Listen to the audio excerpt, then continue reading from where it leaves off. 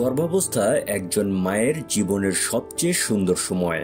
তবে এই সময়ে সঠিক যত্ন নেওয়া খুবই গুরুত্বপূর্ণ, কারণ গর্ভে বেড়ে ওঠা শিশুর স্বাস্থ্য পুরোপুরি নির্ভর করে মায়ের যত্ন এবং জীবনযাত্রার উপর। আজ আমরা জানব গর্ভাবস্থায় মায়ের এবং শিশুর যত্ন সম্পর্কে সব গুরুত্বপূর্ণ তথ্য। গর্ভবতী মায়ের খাদ্যাভ্যাস। পুষ্টিকর খাবার খান। গর্ভাবস্থায় প্রয়োজন পর্যাপ্ত প্রোটিন, ভিটামিন, ক্যালসিয়াম এবং আয়রন। মাছ, ডিম, দুধ, শাকসবজি এবং ফল খান। ফল যেমন আপেল, কমলা এবং পাকা পেঁপে শিশুর বৃদ্ধিতে সাহায্য করে। ফলিক অ্যাসিড এবং আয়রন সাপ্লিমেন্ট। প্রথম 3 মাসে ফলিক অ্যাসিড খুবই গুরুত্বপূর্ণ। এটি শিশুর মস্তিষ্কের সঠিক বিকাশ নিশ্চিত করে। ডাক্তারের পরামর্শে আয়রন এবং ক্যালসিয়াম ট্যাবলেট নিন। হাইড্রেশন। প্রতিদিন অন্তত 8 থেকে 10 গ্লাস পানি পান করুন। এটি শরীর হাইড্রেট রাখে এবং বাচ্চার জন্য অ্যামনিওটিক ফ্লুইড বজায় রাখে। ক্যাফেইন এবং ফাস্টফুড এড়িয়ে চলুন।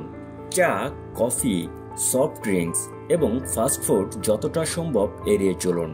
এগুলো শিশুর জন্য ক্ষতিকর হতে পারে। দৈনন্দিন জীবনযাপন। হালকা ব্যায়াম।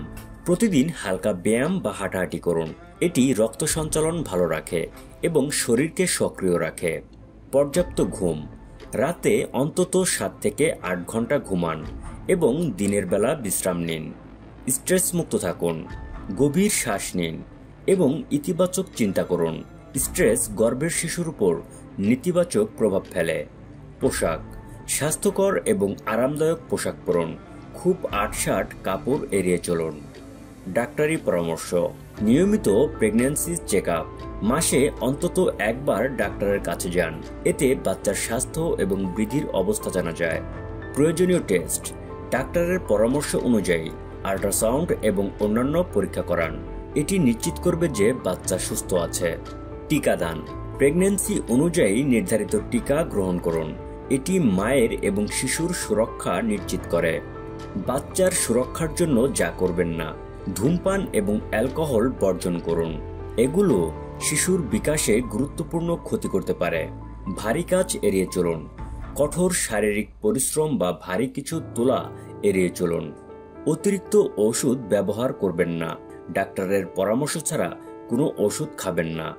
গর্ভাবস্থা হলো জীবনের একটি বিশেষ অধ্যায়, যেখানে মা এবং শিশুর সুস্বাস্থ্য নিশ্চিত করা সবচেয়ে গুরুত্বপূর্ণ। তাই সঠিক খাদ্যাভ্যাস, নিয়মিত চেকআপ এবং ইতিবাচক মনোভাব ধরে রাখুন। আপনি সুস্থ থাকলে আপনার বাচ্চাও সুস্থ থাকবে। আজকের মতো এ পর্যন্তই।